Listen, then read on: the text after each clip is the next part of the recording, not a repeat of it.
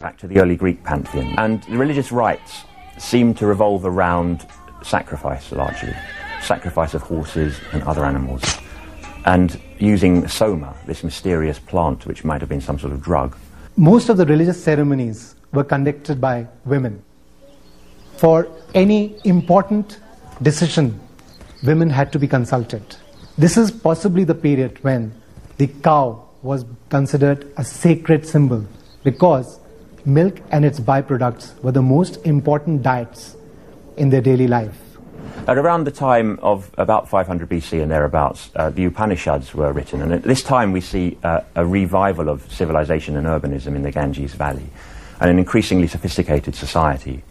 And it's clear from the Upanishads that there's an increasing concern with individual salvation, with more mythical and mystical problems, and with the difference between right and wrong. So entering into something that we might regard as closer to what we would call religion today, something with moral aspects. One of the central messages of Hinduism is that life revolves in an endless cycle. According to the principle of samsara, death is followed by rebirth. But the nature of this rebirth is determined by the deeds of the individual. The path a person chooses in life directly affects the form in which they are reincarnated. A person who lives dutifully in accordance with the principle of karma can look forward to reincarnation in a human form. If, however, someone contradicts the principle, they can expect a far more lowly reincarnation. By around 500 BC, the basic principles of Hinduism were firmly established. These included the formal division of society into classes or castes. The lowest of these were the Sudra, the labourers. Then came the Vaishya, the peasants and merchants. Further up the caste ladder were the Kshatriya, the rulers and warriors. At the top of the social pyramid were the Brahmins, the teachers and priests. By the middle of the first millennium BC, this highest of castes also included ruling kings, known as Rajas. The Brahmins had taken over the religious ceremonies which were being held in every household, which previously were conducted by women. They were making it more and more rigid to suit their means. And because of this rigidity, people were buckling under pressure, especially the lower castes, because they were looked down upon by the Brahmins. And this is the time when untouchables came into form. New schools of thought started emerging. And this is a period when Jainism and Buddhism came into form to break away from the rigidity of Hinduism. India was now emerging as a recognizable nation of 16 autonomous states. In the 4th century, one of these, which Chandragupta would found as the Mauryan Empire, emerged as the dominant force. By 325 BC, the new king Chandragupta Maurya became the ruler of the state of Magadha. He soon proved himself an outstanding warrior. By 300 BC, he had conquered the valleys of the Indus and the Ganges and taken over the empire of Alexander the Great. The son and grandson of Chandragupta also proved to be great military leaders. By 262 BC, the Mauryan king Ashoka controlled almost the whole Indian peninsula. This was a large empire, and the Mauryans needed to maintain a tight control within its boundaries. A Greek observer described how an enormous army of 700,000 men policed the empire, and the Mauryan leaders were not afraid to use this army. However, the Mauryan age is better remembered for its wealth and culture. The sumptuous life of the imperial court was later recalled in some of the finest images of Indian art. The skills of the jeweller and the goldsmith were very much in demand.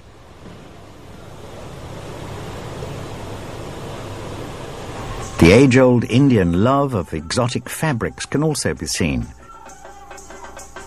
The Mauryan Empire is crucial, and it's a fundamental period in Indian history. It's the first civilized period for which we have historical evidence, we have writing. And it's also because of Ashoka, one of the third ruler of the Mauryan Empire, and the edicts, stone edicts that he wrote, which survive all over India today. And we also have a Greek ambassador who was actually present at the Mauryan court at Pataliputra, which was the capital, modern Patna in Bihar. Archaeological evidence has borne out some of the descriptions he gives us.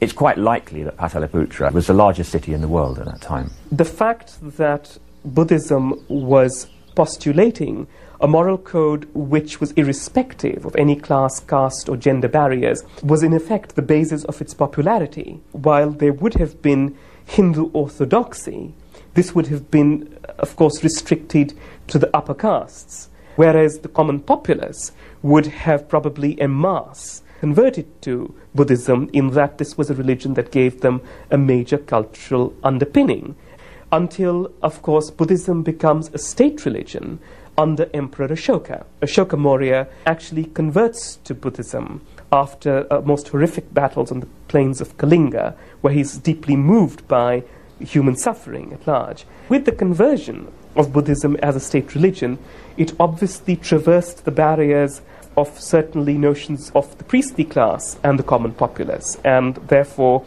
it had a much, much greater appeal, as indeed we see in all the Buddhist monuments that survive down to the present day are in fact initial edifices that were re-erected to some extent by Emperor Ashoka. The Buddha himself took many of the ideas already formed by Hindu thought, Vedic thought, most important of which would be reincarnation and karma, responsibility for one's actions.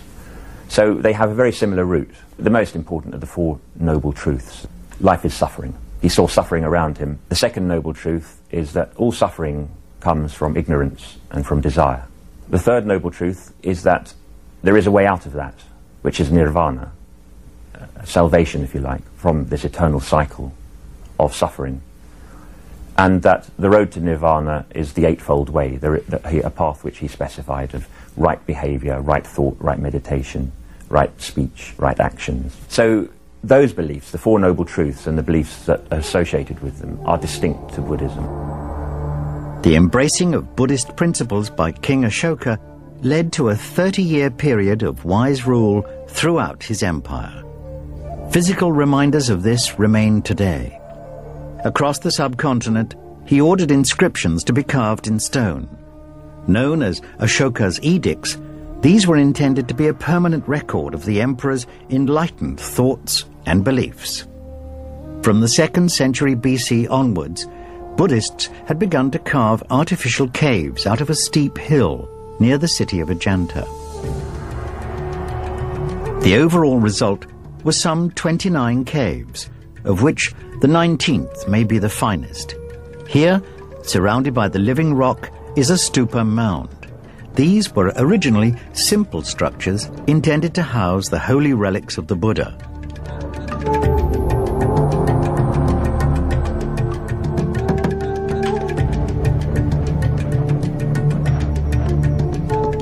Inside, a huge figure of the Buddha, dramatically illuminated by the natural light entering through the gabled cave opening.